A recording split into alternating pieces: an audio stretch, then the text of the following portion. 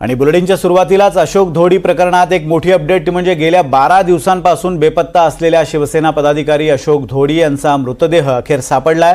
गुजरातच्या भिलाड गावात धोडींचा मृतदेह सापडलाय। गुजरातच्या भिलाड इथल्या एका बंद दगडखाणीत अशोक धोडी यांची कार सापडली आणि ही कार बाहेर काढण्यासाठी पोलिसांना जवळपास 2.5 तास लागले। ही कार खाणीतून बाहेर काढली असता कारच्या डिकीमध्ये अशोक धोडी यांचा मृतदेह सापडलाय। धोडी कुटुंबियांकडून मृतदेहाची ओळख पटवण्याचं काम सध्या पोलिसांकडून सुरू आहे। त्याच्यामध्ये जे अटक आरोपी आहेत त्यांच्याकडून याबाबतीतली काही माहिती मिळाली, काही तांत्रिक पुराव्याच्या आधारावर काही माहिती मिळाली।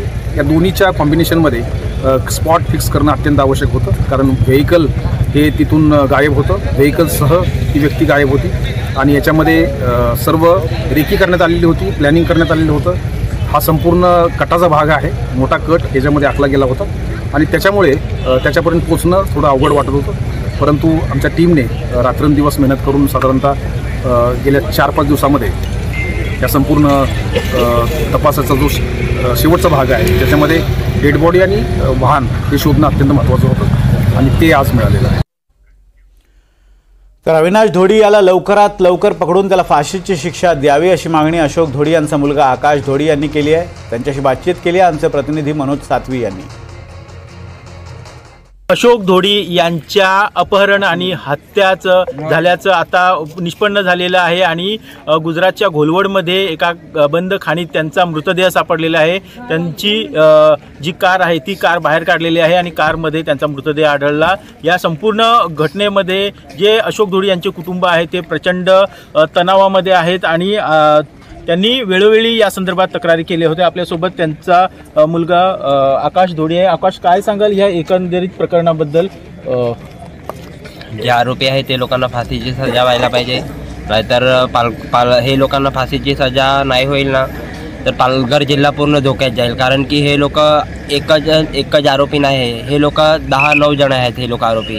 आणि दुसरी गोष्ट म्हणजे खूप प्लॅनिंगने हे लोकांना केलेलं आहे, अपहरण केलेलं आहे त्यांचं आणि खूप वाईट प्रमाणे हे लोकांनी हे केलेलं आहे। काही प्रूफसारखा काय ते हे लोकांना ठेवलेलाच नाही आहे। हे गाडी म्हणजे आणि बॉडी शोधायचं म्हणजे खायची गोष्ट नाही। LCB टीम हे अनेक खूप आम्हाला सहकार्य केलं, लोकल पोलिसांना असं पण आम्हाला पुढे LCB टीम तुम्ही पुढे सपोर्ट करावा आणि हे लोकांना फाशीची सजा द्यावी। आरोपी जो मुख्य आहे अविनाश धोडी तो पळालेला आहे, फरार आहे, त्याबद्दल काय सांगशील? जो अविनाश रमण धोडी फरार आहे तो त्याच्या बायकोला अटक करा, नाही तर तो हजर नाही होईल। आणि जो अविनाश रमण धोडी जो वेवजी चौकी इथे जे चौकशीला त्याच्यासोबत जे पोलीस कर्मचारी होते जे पडून गेला तेव्हा जे ड्युटीला होते त्यांच्यावर चौकशी लागावी। एकंदरीत आता या संपूर्ण प्रकरणानंतर तुमची शासनाकडे काय मागणी आहे?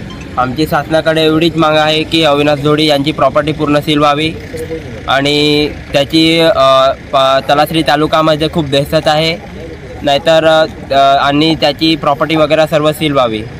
नक्कीच अविनाश धोडी जो फरार आरोपी आहे त्याची या संपूर्ण परिसरामध्ये मोठी दहशत आहे। दारू माफिया तो आहे आणि त्यांनी ही हत्या केल्याचं आता निष्पन्न झालेलं आहे। त्याच्यामुळे त्याच्यावर कठोर कारवाई करावी, त्याला लवकरात लवकर अटक करून त्याला फाशीची शिक्षा देण्याची मागणी अशोक धोडी यांच्या मुलगा यांनी केलेली आहे। NDTV मराठीसाठी नावेद शेख सोबत मनोज सातवी, भिलाड। हमारे चैनल को अभी सब्सक्राइब करें और बेल आइकन दबाना न भूलें। धन्यवाद।